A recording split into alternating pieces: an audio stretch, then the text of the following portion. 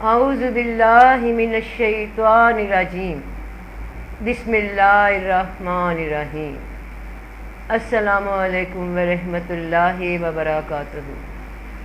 ایک پرانی روایت چلی آ رہی ہے جانے کتنی صدیوں سے کہ شیطان پہلے ایک فرشتہ تھا، اس کا نام عزازیل تھا اور وہ تمام فرشتوں کا استاد بھی تھا، کیونکہ اس کا علم بہت زیادہ ہو چکا تھا۔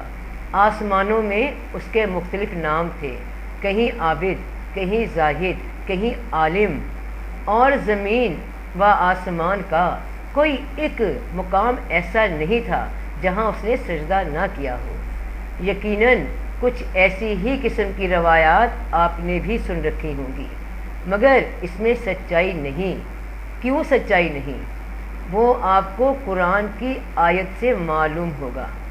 یہ کہانی، یہ شیطان کے عالم بنا دینے والی کہانی انہی قوموں اور لوگوں کی پھیلائی ہوئی ہیں جن کے پاس نہ کوئی دلیل ہے، نہ کوئی اس کو ثابت کرنے کے لیے سند۔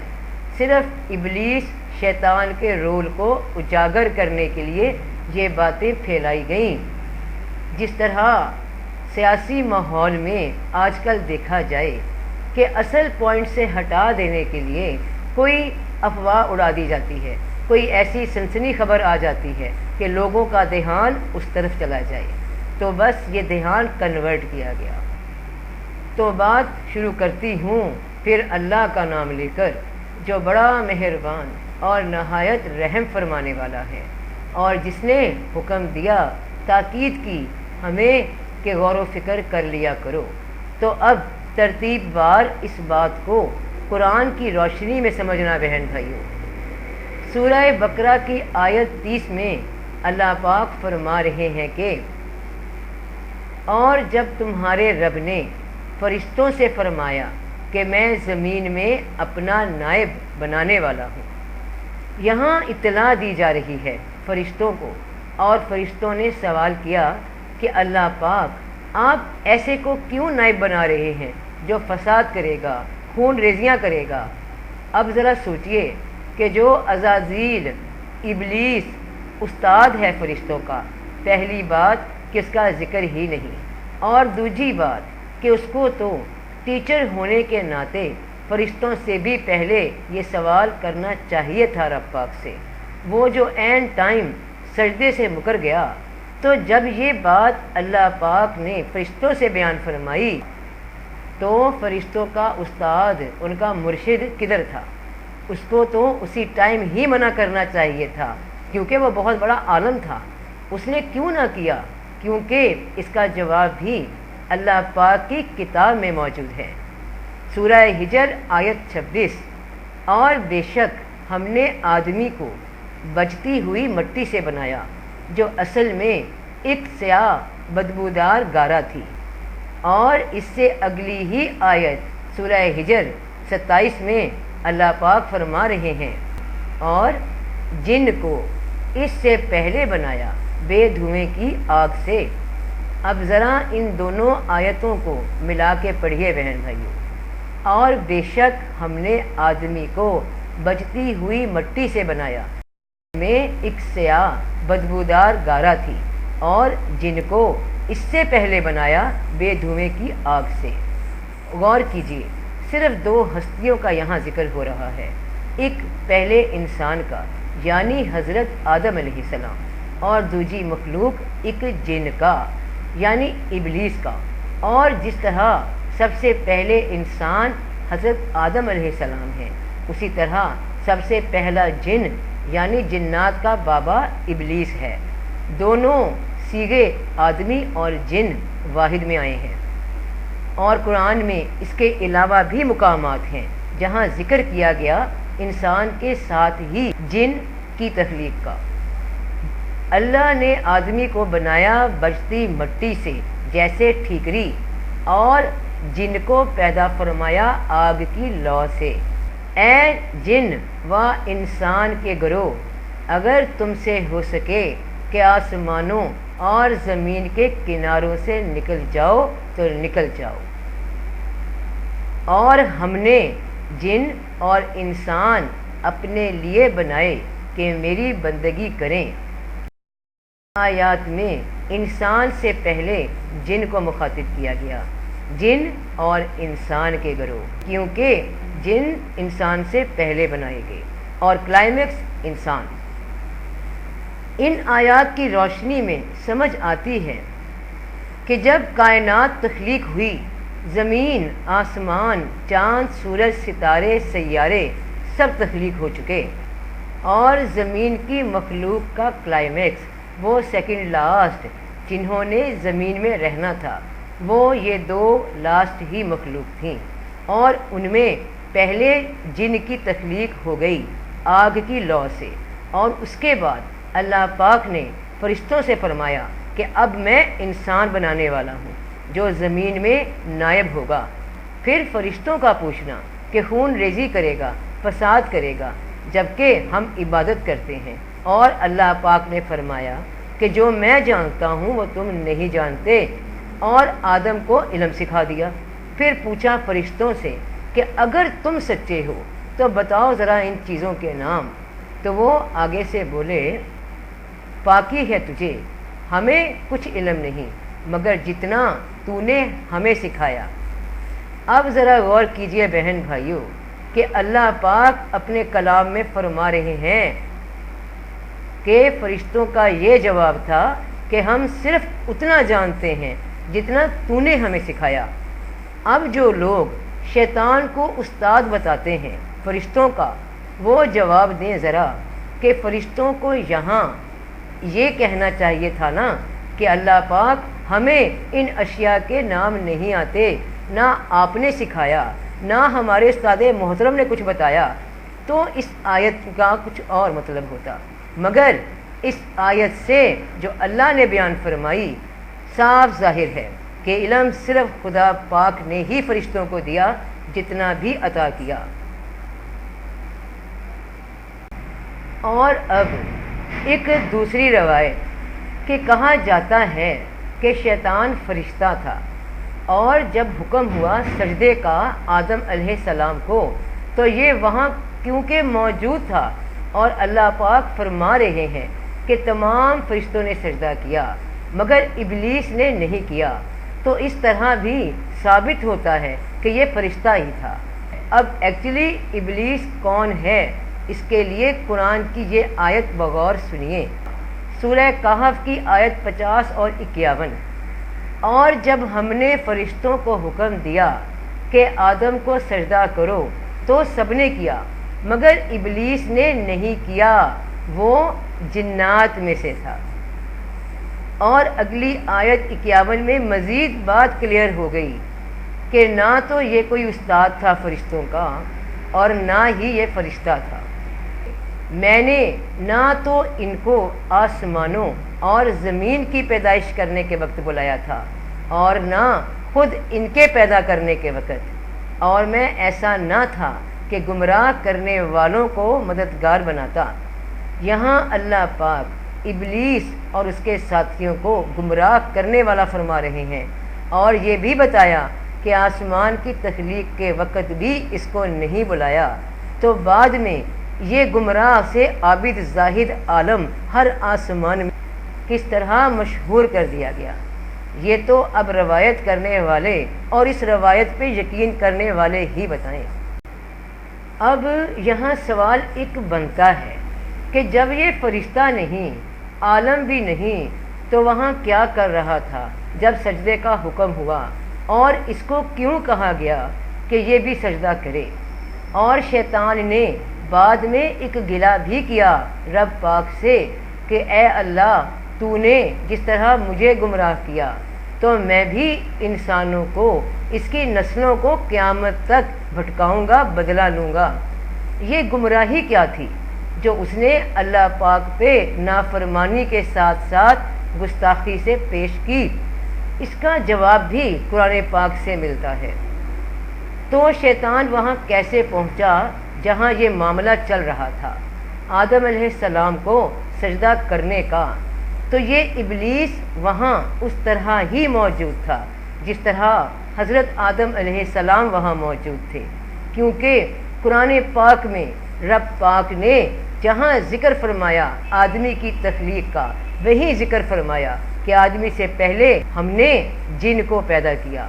اب ایک جن جس سے جنات کی نسل چلنا تھی وہ وہاں موجود تھا، اور ایک انسان جس سے انسانوں کی نسل چلنا تھی وہ وہاں موجود تھے۔ یہ دو مخلوق، دو امیدوار وہاں موجود تھے۔ ان میں سے ایک کو زمین کی خلافت ملنا تھی، اور اس کا ذکر صرف رب پاک نے اپنے فرشتوں سے کیا ہوا تھا۔ اور اب جب موقع آیا اس دن انسان کو اس عہدے کو دینے کا، وہاں آدم علیہ السلام بھی موجود تھے اور ابلیس بھی موجود تھا۔ ابلیس کے دل میں یہ گمان تھا اور تکبر کہ میں آگ سے بنایا گیا ہوں تو میں آدم سے بہتر ہوں، اور یہ تکبر اس کے دل میں تب ہی پیدا ہو چکا تھا جب اس نے آدم علیہ السلام کو مٹی سے بنتا دیکھا، تو اس کے دل میں تھا کہ یہ اناؤنسمنٹ خلافت کی میرے لیے ہوگی، جبکہ اللہ پاک نے حکم دے دیا کہ تعظیمی سجدہ دو آدم کو، اور اس سجدے سے مراد کہ انسان کے کام میں مددگار بنو گے، کیونکہ زمین کا، کائنات کا، اس نظام کی بہت سی ڈیوٹیز اللہ پاک نے فرشتوں کو دے رکھی ہیں، جیسے کہ پہاڑوں کے فرشتے، بارش کے فرشتے، اسی طرح زمینی کاموں میں بھی فرشتے اپنے اپنے رول ادا کر رہے ہیں اللہ پاک کے حکم سے۔ تو سجدہ کرو یعنی آدم کی اطاعت کرنا، اس کے مددگار رہنا، وہ بھلائی کرے یا برائی کرے، جو بھی ارادہ کرے، جس بھی راستے پہ چلے، تم نے اس کا ساتھ دینا ہے، اس کے لیے حالات وہ موافق کرنے ہیں، کوئی رکاوٹ نہیں ڈالنی، کوئی اعتراض نہیں کرنا، اور آدم کی بڑائی ماننی ہے۔ اور فرشتوں نے یہ اقرار کر لیا اور اطاعت قبول کر لی آدم علیہ السلام کی، اور یہ حکم رب پاک نے ابلیس کو کہا کہ یہ آدم کی اطاعت تم بھی کرو گے، تو اس نے انکار کر دیا اور اطاعت کرنے والوں کے ساتھ نہ ملا، بلکہ اللہ کے حکم کی نافرمانی کی، اور انتہائی مایوس ہو گیا خدا سے، اور شدید حاسد ہو گیا انسان کو ملنے والے اس انعام پہ۔ سورہ ہجر آیت 32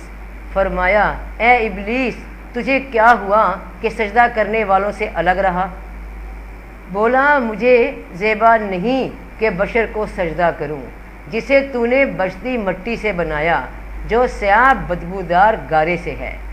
اس کے اس جواب سے صاف ظاہر ہو گیا کہ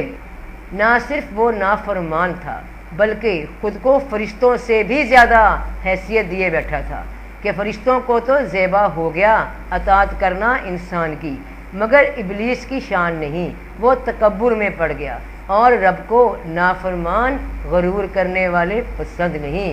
تو ابلیس سے کہا، سورہ ہجر آیت 34 اور 35 فرمایا کہ تو جنت سے، آسمانوں سے نکل جا کہ تو مردود ہے، اور بے شک قیامت تک تجھ پہ لعنت ہے۔ فرمایا تو یہاں سے اتر جا، تو یہاں رہ کر غرور نہیں کر سکتا، نکل یہاں سے، تو ہے ہی ذلت والوں میں۔ اب ابلیس جنت سے بھی نکلا، یعنی آسمانوں سے بھی نکالا گیا، وہ بھی قیامت کے دن تک، اور نکالنے والا رب کائنات ہے، جس کو نہ اونگ آتی ہے نہ نیند آتی ہے۔ اب یہ بات ذرا غور سے سننا بہن بھائیو، رب کائنات جس کو نہ اونگ آتی ہے نہ نیند آتی ہے، جو ہر طرف سے چھایا ہوا ہے پوری کائنات پہ، زمین و آسمانوں پہ۔ تو جو لوگ یہ بات کہتے ہیں کہ ابلیس جنت کے دروازے پہ پہنچ گیا، وہاں مور کو چکما دیا، پھر سانپ بن کر جنت میں چلا گیا، تو معاذ اللہ خدا کو بھی چکما دے گیا۔ وہ جب آسمان سے نکالا گیا، جنت سے نکالا گیا، تو ظاہر ہے پھر وہ واپس نہیں پہنچا کہ جنت میں سانپ بن کے داخل ہو جاتا، وہ صرف وسوسے کے راستے حضرت آدم علیہ السلام اور بی بی حوا علیہ السلام تک پہنچا، جیسے آج بھی ہر انسان میں پہنچ رہا ہے، جیسے تمہیں اور مجھے وسوسے آتے ہیں، یہی اس کا آنے جانے کا راستہ ہے۔ یہ مور اور سانپ سب غلط من گھڑت روایات بنا دی گئیں تاکہ لوگوں کے دھیان ان میں الجھے رہیں، اصل بات کی طرف آ ہی نہ سکیں۔ اور یہ مشہور بھی کر دیا گیا تورات والوں کی جانب سے، یہودیوں نے کتاب میں آیتیں بدل کر جو ان کا کام تھا، اور قرآن نے یہ سب پول کھول کے رکھ دیے ان کی روایات کے۔ اب شیطان کا یہ کہنا کہ مجھے گمراہ کیا، اس سے کیا مراد ہوئی؟ اس کے لیے پہلے یہ چند آیات سن لیجیے۔ سورہ بنی اسرائیل آیت 62۔ بولا ابلیس رب پاک سے کہ یہ جو آدم کو تو نے مجھ پہ ترجیح دے دی، اگر تو مجھے موقع دے قیامت تک تو میں اس کی اولاد کو بھی تباہ کر دوں گا۔ سورہ ہجر آیت 39 میں بولا اے رب میرے، جو تو نے مجھے گمراہ کیا ہے تو میں بھی۔ سورہ اعراف آیت 16 بولا تو قسم اس کی کہ تو نے مجھے گمراہ کیا ہے، میں ضرور تیرے سیدھے راستے پر ان کی طاق میں بیٹھوں گا۔ تو بہن بھائیوں، کیا گمراہ کیا معاذ اللہ رب پاک نے بقول شیطان کے اس کو؟ تو سورہ سواد آیت 76 کو سمجھیے۔ شیطان بولا کہ میں اس سے بہتر ہوں کیونکہ تو نے مجھے آگ سے بنایا اور اسے مٹی سے، جس کی وجہ سے میں گمان میں تھا، میں یقین میں تھا کہ اس آدم سے، اس بجتی بدبودار مٹی سے میں بہتر ہوں، تبھی تو مجھے رب پاک نے آگ سے بنایا اور اسے مٹی سے۔ تو یہ گمان جو اسے ہو گیا تھا خدا پہ کہ میری ہی لاٹری لگنی ہے، وہ الٹ ہو گیا، جبکہ یقین تھا کہ بات اپنے حق میں ہوگی۔ جب کوئی بھی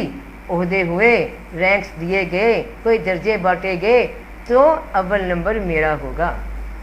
یہ تھی وہ گمراہی شیطان کی نظر میں رب پاک کے لیے، معاذ اللہ۔ اور بہن بھائیوں، یہی بات آج بنی اسرائیل والے سمجھتے ہیں کہ ہم تو رب کے چنے ہوئے لوگ ہیں، باقی کوڑا کباڑ ہے، ہمیں سزا بھی ہوئی تو بس دکھاوے کے لیے چند دن اللہ جہنم میں بھیج دیں گے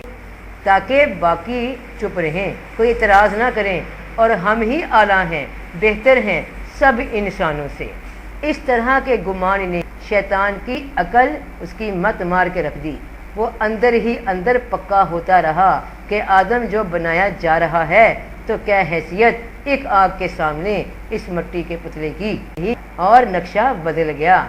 اور وہ نہایت مایوس ہو گیا اپنے رب پاک سے اور راندائے درگاہ ہوا۔ اللہ پاک نے قرآن میں بہت وضاحت کے ساتھ انسان کو رہنمائی دی ہے کہ جو لوگ اپنی سرکشی میں ہوں اور دل سے خدا کی جانب نہیں جھکتے تو ان کے لیے ان کی نگاہ میں ان کے عمل کو نیک بنا دیا جاتا ہے، یعنی وہ سمجھتے ہیں کہ وہ سب ٹھیک کر رہے ہیں، جبکہ اللہ پاک انہیں سہل سہل ان کی بربادی کی طرف لے جا رہا ہوتا ہے ان کے اعمال کے سبب۔ اب ایسے تمام لوگ بھی شیطان کی طرح یہ گلہ کرتے ہیں کہ ہمیں رب پاک نے ذلیل کر دیا۔ یہ وہی ضلالت ہے ان کی نظر میں جو شیطان کی نظر میں گمراہی ہے کہ اس کے رب پاک نے اس کی رسی دراز رکھی سرکشی کے جان لینے کے باوجود۔ یہاں دنیا میں بھی یہ مثالیں موجود ہیں بہن بھائیوں۔ بعض دفعہ ہم دیکھتے ہیں، سننے میں آتا ہے کہ فلاں آدمی کوئی لوگوں کا اتنا بھلا نہیں کرتا، نہ اخلاق سے اچھا ہے، مگر دن رات اسے ترقی مل رہی ہے، وہ اپنے مال پہ گمان کیے بیٹھا ہے، وہ یہ بھی سمجھتا ہے کہ رب پاک کا پسندیدہ انسان ہے، کوئی اس کی ادا اللہ کو پسند ہے اور رب پاک اس سے بڑے راضی ہیں، تبھی اتنا کچھ عطا فرما رہے ہیں۔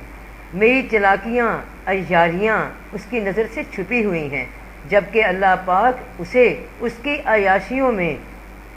سزا دینے کی غرض سے، ایک عبرت بنا دینے کی غرض سے وقت دیتے رہتے ہیں، مال دیتے رہتے ہیں۔ دنیا کی ترقیاں عطا کرتے رہتے ہیں، اور جب وہ مکمل اعتماد میں آ جاتا ہے تو اللہ پاک بازی الٹا دیتے ہیں۔ یہ ہوا شیطان کے ساتھ، یہی ہوا شیطان کے ساتھ، جس کو اس نے گمراہی بتا دیا۔ غلطی یہاں بھی نہیں مانی، توبہ تب بھی نہیں کی کہ اب معافی مانگ لیتا کہ رب پاک اگر تجھے خبر تھی کہ میں غرور میں تھا اور تو نے میرا غرور ظاہر کر دیا تو اب مجھے معاف کر دے، موقع دے۔ مگر اس نے موقع نہیں بلکہ مہلت مانگ لی، اپنی سرکشی میں پڑا رہا۔ وہ مکمل مایوس ہو گیا، بد دل ہو گیا رب کی رحمت سے بھی، آکڑ میں اور اہنکار میں، تکبر میں رہا کہ میں ہی بہتر تھا اور تو نے گمراہ کیا۔ تو یہ تھی وہ گمراہی جس کا قرآن میں ذکر فرمایا گیا۔ ہمارے ہاں کچھ یہ روایات بھی چلی آ رہی ہیں اور لوگوں کو اس پہ مکمل یقین ہے، نہ صرف غیر مسلموں کو بلکہ مسلمانوں کو بھی۔ تو وہ روایت کیا ہے؟ 4 سوال۔ عورت نرک کا دوار ہے۔ شیطان نے حضرت آدم علیہ السلام کو جنت سے عورت کی مدد سے نکلوایا۔ حضرت آدم علیہ السلام سے خطا عورت کی وجہ سے ہوئی۔ شجرہ ممنوعہ سے کیا مراد ہے؟ اور یہ غلطی بی بی حوا سے ہوئی تو حضرت آدم علیہ السلام نے پھل کھایا۔ شیطان کے سجدہ نہ کرنے پہ، انسان کی برتری قبول نہ کرنے پہ اسے آسمان کی حدود سے نکال دیا گیا۔ اس کی مانگی ہوئی مہلت دے کر، قیامت تک انسانوں کو ورگلانے کی مہلت دے کر، ان کی اولادوں کو بھی صحیح راستے سے بھٹکانے کی مہلت دے کر، اور یہ کنورسیشن بھی جو اللہ پاک اور شیطان کے درمیان ہو رہی تھی، حضرت آدم علیہ السلام موجود تھے، فرشتے بھی موجود تھے، سن رہے ہیں، دیکھ رہے ہیں کہ ابلیس نے کس طرح مہلت مانگی، اعتراض کیا،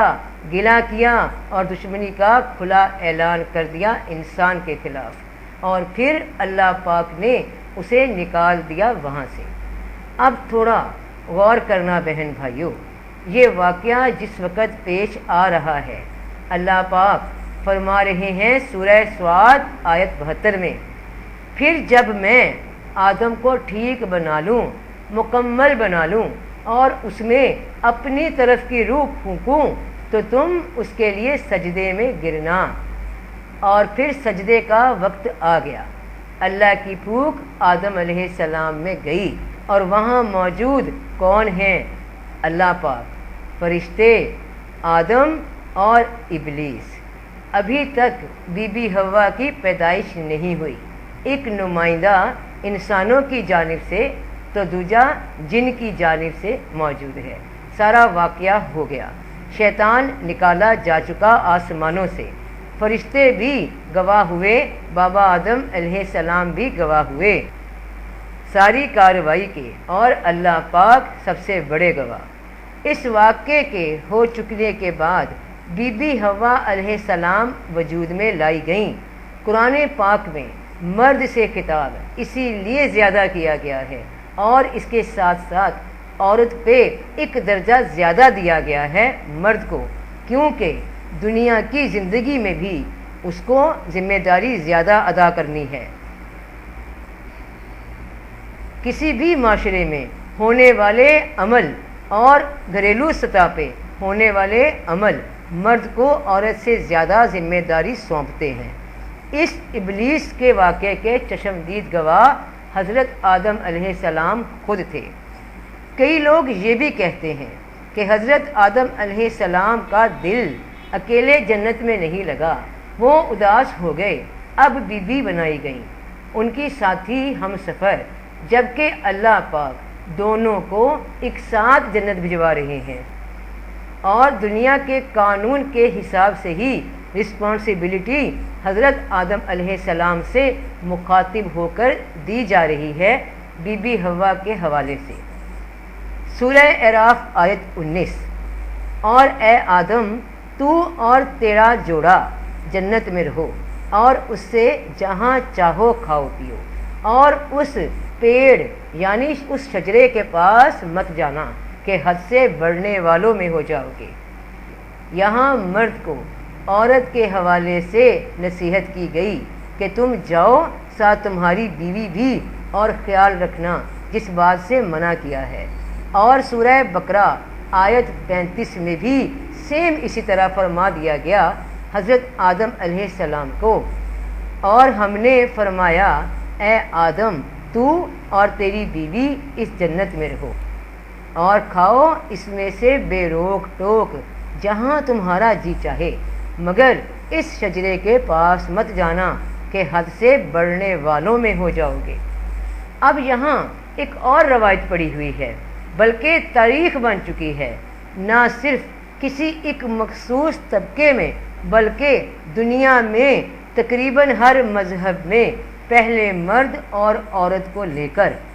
جو کتاب یہودیوں کے لیے ہدایت بنا کر اتری تورات، اس میں بھی روشن آیات تھیں، سچائیاں تھیں، مگر من چاہی عبارتیں بدل دی گئیں، اور وہاں بتا دیا گیا کہ شیطان مور کے پاس گیا، وہاں سے جنت کے دروازے سے، پھر سانپ بن کر بی بی حوا کے پاس گیا اور ان کو بہکا دیا، اور پھر بی بی حوا کے بہکانے پہ آدم علیہ السلام نے پھل کھا لیا جس سے منع کیا تھا اللہ پاک نے۔ تو عورت ہی ذمہ دار ہے اس غلطی کو کروانے کی۔ عیسائیوں کی کتابوں میں بھی رد و بدل کر دیے گئے، اور عورت کو ایب، کبھی بلا، کبھی کرس، کبھی عذاب کہہ کر مخاطب کیا جاتا رہا، اور بابا آدم سے غلطی عورت نے کروائی یہ کہا جاتا رہا۔ اپنی مذہبی کتابوں سے ہندوؤں نے بھی کچھ ایسی ہی باتیں نکال دیں کہ ناری نرک کا دوار ہے، اور پھر قرآن پاک نازل ہوا، اور یہ پڑھنے والوں پہ، غور کرنے والوں پہ یہ بات کھلی کہ سارے عمل کے مین ذمہ دار حضرت آدم علیہ السلام یعنی مرد تھا، یعنی مرد خود تھا، اور عورت نے پھر ان کا ساتھ دیا۔ پہل حضرت آدم علیہ السلام کی جانب سے ہوئی، کیونکہ اللہ پاک نے انہیں نصیحت فرمائی کہ اس درخت کے پاس مت جانا، اپنی بیوی کو لے کر جنت میں جاؤ جہاں سے مرضی کھاؤ پیو۔ سورہ طٰہٰ آیت 114 اور 115 میں رسول پاک صلی اللہ علیہ وآلہ وسلم کو مخاطب فرما کر اللہ پاک فرما رہے ہیں، تو سب سے بلند ہے اللہ سچا بادشاہ، اور قرآن میں جلدی نہ کرو جب تک اس کی وحی تمہیں پوری نہ ہو لے،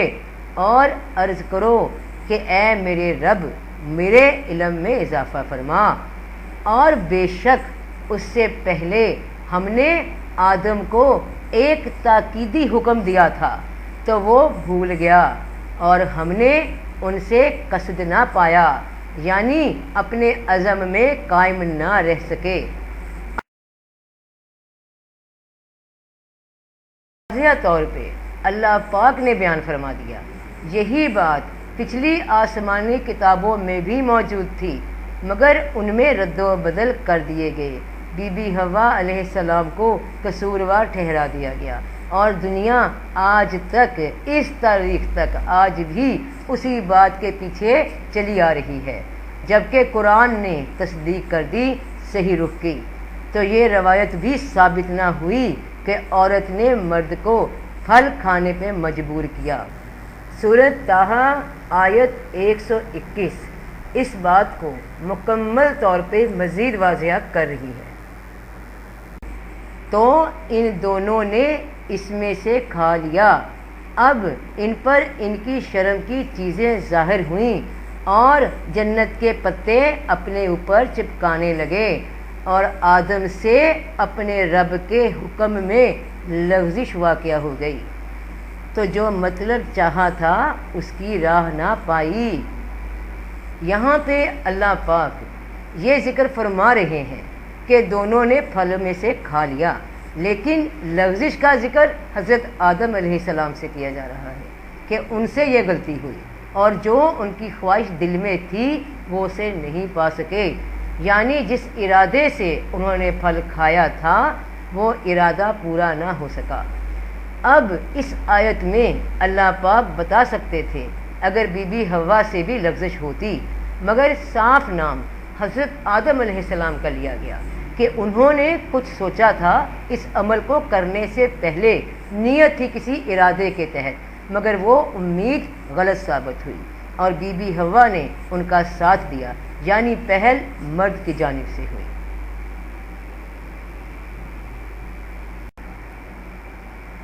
اب سوال یہ ہے کہ وہ شجرہ، وہ پھل کیا تھا جسے حضرت آدم علیہ السلام کھا بیٹھے اور اللہ کی تاکید بھول گئے؟ بی بی حوا علیہ السلام نے بھی ان کا ساتھ دے دیا، اور اس کے پیچھے مین وجہ کیا تھی جو یہ غلطی ہو گئی؟ حضرت آدم علیہ السلام سے جس کا ذکر اللہ پاک فرما رہے ہیں کہ جو ارادہ ان کا تھا وہ پورا نہ ہوا۔ جب واقعہ ہوا ابلیس والا اور وہ مایوس محض اس بات پہ ہوا کہ نائب بنا کر زمین پہ خلافت حضرت انسان کو دی جا رہی ہے اور اسے محروم کر دیا گیا، پھر شیطان نکال باہر کیا گیا آسمانوں کی سرحدوں سے، یہاں تک حضرت آدم علیہ السلام اتنا تو سمجھ چکے تھے کہ انہیں زمین کے لیے پیدا فرمایا گیا ہے، اور پھر جب اللہ پاک نے حضرت آدم علیہ السلام اور بی بی حوا کو یہ نصیحت کی جنت کی جانب بھجواتے ہوئے، سورہ طٰہٰ آیت 117 119، تو ہم نے فرمایا اے آدم یہ ابلیس بے شک تیرا اور تیری بیوی کا دشمن ہے، تو کہیں ایسا نہ ہو کہ وہ تم دونوں کو اپنے حسد کی وجہ سے جنت سے نکلوا دے۔ بے شک تیرے لیے جنت میں ہے کہ نہ تو بھوکا رہے نہ ننگا ہو، اور یہ کہ اس میں تجھے نہ پیاس لگے گی نہ دھوپ، یعنی اللہ پاک نے فرما دیا کہ بچ کے رہنا اپنے اس کھلے دشمن سے جو کھلے عام تمہارے حسد میں تمہیں برباد کرنے کی مہلت لے کر گیا ہے۔ کوئی چھپی ہوئی بات نہیں کہ وہ تمہیں نقصان ہی پہنچائے گا، تو اس سے ہوشیار رہنا۔ وہ خود تو جنت سے آسمانوں سے نکالا گیا، تو اب سر پیر کی کوشش کرے گا تمہیں بھی یہاں سے نکلوانے کی، اور اگر کہیں تم سے کوئی بھول ہو گئی تو تمہیں یہاں سے جانا پڑے گا، اور وہاں زمین میں تمہیں بہت محنت اور مشقت اٹھانا ہوگی، آزمائشیں ہوں گی، امتحان ہوں گے، مشقتیں جھیلنی ہوں گی، نہ بنا محنت کھانے کو ملے گا، نہ پینے کو، نہ چھت ملے گی بنا محنت سر چھپانے کو، بس وہاں تمہارے لیے پھر آزمائشیں ہی آزمائشیں بن جائیں گی۔ لہٰذا اپنی بیوی کے ساتھ جنت میں رہو سکون سے، کھاؤ پیو آرام کرو، بس ایک نصیحت کرتا ہوں کہ اس درخت کے پاس مت جانا، اگر اس شجرہ کے قریب گئے تو خود پہ ظلم کر بیٹھو گے اور تمہیں زمین پہ بھیج دیا جائے گا۔ اب حضرت آدم علیہ السلام اور بی بی حوا علیہ السلام جنت میں تشریف لے گئے۔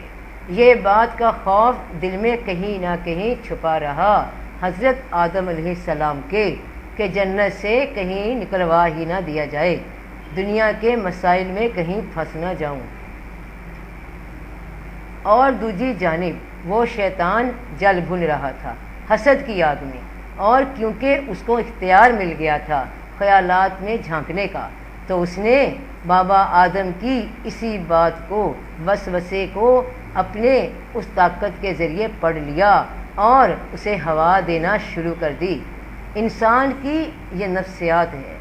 کہ جب بھی کوئی مشکوک بات، کوئی بھی خطرہ دل میں اٹھے تو وقتی طور پہ تو بھول جاتا ہے، لیکن جب بھی اس طرف خیال جائے تو سوچ بے چین کر دیتی ہے ایک غیر محسوس خطرے کی جانب۔ تو شیطان نے ان کے اسی خوف پہ انہیں وسوسے دینے شروع کر دیے، جیسا کہ سورہ طٰہٰ آیت 20 میں دیکھیے۔ تو شیطان نے اسے وسوسہ دیا، بولا اے آدم کیا میں تمہیں بتا دوں ہمیشہ جینے کا شجرہ اور ایسی سلطنت کہ کبھی ختم نہ ہو، پرانی نہ ہو۔ اور سورہ اعراف آیت 20۔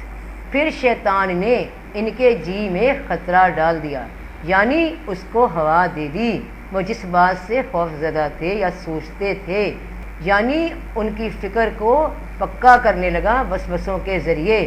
اور بولا تمہیں تمہارے رب نے اس درخت سے اس لیے منع کیا ہے کہ کہیں تم دونوں فرشتے نہ بن جاؤ، جبکہ اللہ نے انسان بنایا ہے۔ اگر یہ شجرہ ممنوعہ کھا لو گے تو فرشتے بن جاؤ گے، اور پھر ہمیشہ آپ کو جنت میں آسمانوں میں ہی رہنا۔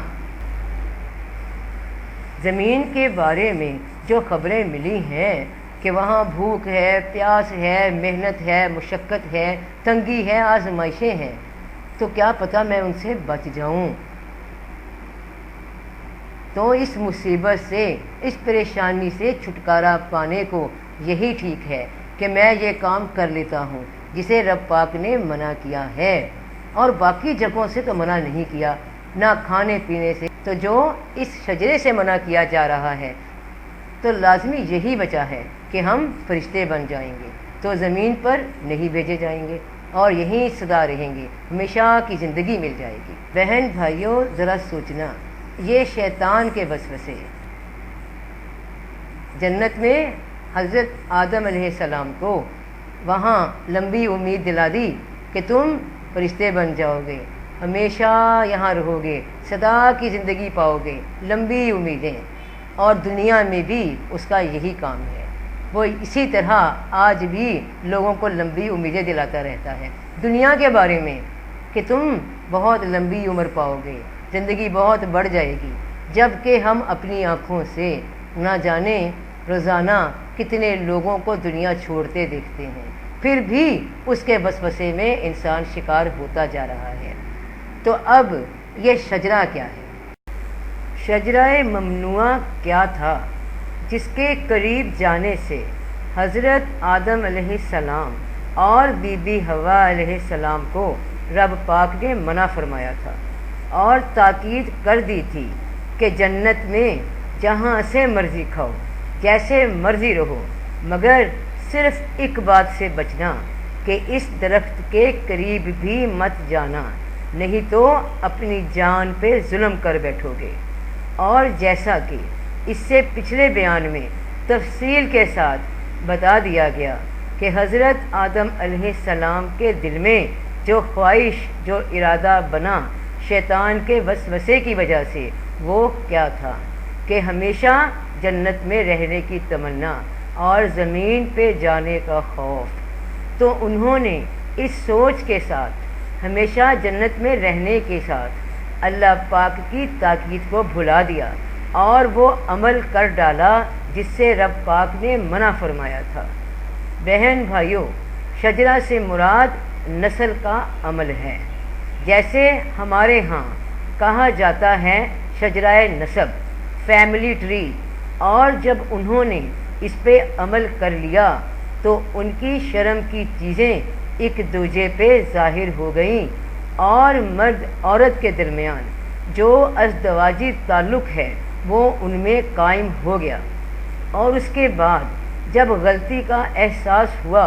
تو شرمندے ہوئے اور اپنے برہنہ جسموں کو جنت کے درختوں کے پتوں سے چھپانے لگے، مگر کیونکہ غلطی انجام ہو چکی تھی تو یہی وہ حد تھی جو آدم علیہ السلام اور بی بی حوا علیہ السلام سے کراس ہو گئی۔ جو ڈر ان کے دل میں تھا وہ وسوسہ کام کر گیا، شیطان نے دشمنی نبھا کر دکھا دی۔ ہمیشہ ڈر کے ہاتھوں وسوسوں کا شکار ہوتا ہے، جبکہ نیک لوگ جن کے بارے میں اللہ پاک فرماتے ہیں کہ نہ انہیں کوئی ڈر ہوتا ہے نہ خوف ہوتا ہے، یعنی پھر وہ شیطان کے وسوسوں کا شکار نہیں ہوتے۔ تو جس ارادے سے حضرت آدم علیہ السلام نے یہ غلطی کر دی وہ ارادہ بھی پورا نہ ہوا۔ اللہ پاک نے سوال کیا کہ جب منع کیا تھا کہ اس شجرہ کے قریب مت جانا تو کیوں گئے؟ اب کیونکہ سچے دل سے شرمندہ تھے تو گھبرا گئے، پیشمان ہوئے، شرمندے ہوئے، معافی طلب کرنے لگے، رونے لگے، تو رب پاک نے ان کے دل میں وہ الفاظ سجھا دیے جن سے معافی مانگی، انہوں نے ان الفاظوں کے ساتھ اللہ پاک سے معافی طلب کر لی، معافی مل گئی، مگر معاف کر دینے کے باوجود انہیں زمین پہ بھیج دیا گیا، کیونکہ اللہ پاک کا فرمان ہے کہ ہمارے ہاں بات تبدیل نہیں ہوتی، تو سزا کے طور پہ نہیں مگر اب اسی جنت کو ہمیشہ کے لیے حاصل کرنا ہے تو خود کو ثابت کرنا ہوگا کہ تم اس کے اہل ہو۔ اب قدر کے ساتھ واپس آؤ، تم اور تمہاری آنے والی سب نسلیں اس امتحان کو پاس کر کے ہی جنت واپس پا سکیں گی، تو اترو سب یہاں سے، زمین میں رہو ایک مقرر وقت تک۔ اور جس طرح جنت ایک مقام تھا اور اس میں اللہ پاک نے ایک کام سے منع کیا تھا، تمہاری آزمائش لی تھی، اب اسی طرح زمین پہ اللہ کی جانب سے جو حکم اترے گا اور جو ہدایت اترے گی اور جو انسان اسے کراس نہیں کرے گا وہی جنت واپس پائے گا، اور جو انسان ہدایت پہ دوبارہ نہ چلا، اپنی مرضی کی تاکید پہ کان نہ دھرے، تو ہمیشہ کو اسے زمین میں ہی رہنا پڑے گا، وہ وہاں سے اٹھ کر آسمانوں میں واپس داخل نہیں ہوگا، کیونکہ ہر سرکش انسان اور شیطان کے لیے آسمانوں کے دروازے بند ہو چکے۔ اور بہن بھائیوں، یاد رکھنا کہ جنتیں بلا شبہ آسمانوں میں ہیں، مگر دوزخ زمین کی تہ میں ہی موجود ہے، یہیں پہ بھڑکائی جائے گی، یہیں زمین چٹیل میدان بنے گی، یہیں سمندر ابلیں گے جو آگ کے گرم لاوے ہوں گے۔ اس دن کافر بولیں گے کہ کاش ایمان لے آتے اور واپس آسانی کی طرف لوٹتے۔ سورہ بقرہ کی آیات 38 اور 39 اس طرف اشارہ دے رہی ہیں۔ اور ہم نے فرمایا تم سب جنت سے اتر جاؤ، زمین پہ جاؤ، تو جب میری جانب سے کوئی تاکید آئے گی تو جو مانے گا اسے یہ ڈر اور غم ختم ہو جائے گا کہ اس کی جنت میں اب واپسی نہیں، وہ واپس اپنے مقام کو پا لے گا، اور زمین سے اس کو بلند کر کے دوبارہ